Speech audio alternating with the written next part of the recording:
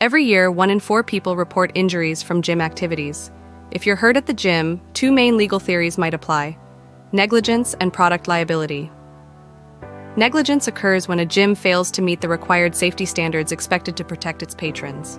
As a gym goer, you are considered an invitee, which means the gym owes you the highest duty of care. This involves actively looking for and promptly remedying any dangerous conditions. For example, if you're injured because a treadmill had a known loose belt that the gym failed to repair, the gym could be held liable for not maintaining the equipment or adequately warning you about the danger. Product liability comes into play when injuries are caused by defective equipment. For example, consider a set of resistance bands designed to withstand certain levels of tension.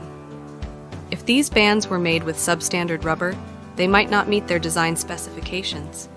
This manufacturing flaw could cause the bands to snap under normal use, leading to injuries. In such cases, the manufacturer could be held liable for providing unsafe equipment that didn't perform as safely as a reasonable person would expect when used as intended. What about waivers? Many gyms have you sign a waiver when you join, which can make suing more complicated. However, waivers aren't bulletproof.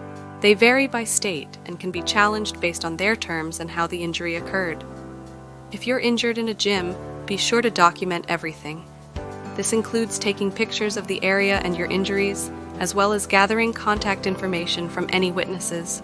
Be sure to report the injury immediately and ensure there is documentation of your report, such as a written acknowledgement from the gym. Finally, consult with a personal injury lawyer to understand your rights and explore your legal options. Gym injuries can throw your routine out of balance, but you're not alone. Consider us your legal spotters, here to help keep you informed.